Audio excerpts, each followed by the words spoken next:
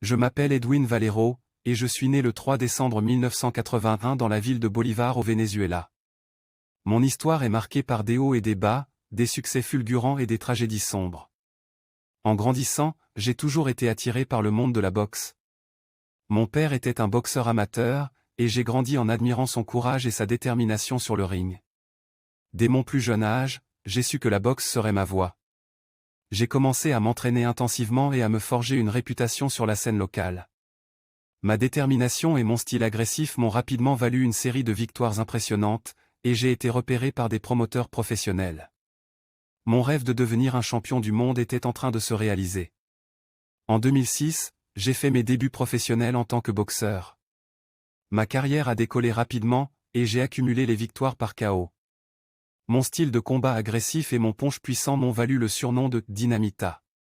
J'ai rapidement gravi les échelons, accumulant les titres régionaux et nationaux. En 2010, j'ai atteint l'apogée de ma carrière en remportant le championnat du monde dans ma catégorie de poids. C'était un moment de triomphe, non seulement pour moi, mais aussi pour mon pays, le Venezuela, qui m'a soutenu tout au long de mon parcours. Cependant, mes succès sur le ring étaient accompagnés de démons personnels. J'ai lutté contre des problèmes de toxicomanie et des comportements autodestructeurs. Mes actions hors du ring ont commencé à attirer l'attention des médias et à ternir ma réputation. Mes problèmes personnels ont finalement eu des conséquences sur ma carrière. En 2011, après avoir été accusé de la mort de ma femme, j'ai été emprisonné.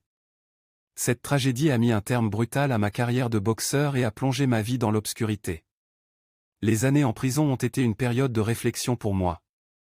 J'ai regretté mes erreurs et j'ai essayé de me racheter en me concentrant sur ma réhabilitation. Malheureusement, en avril 2010, j'ai été retrouvé mort dans ma cellule, apparemment par suicide. Mon histoire est complexe et empreinte de tragédie.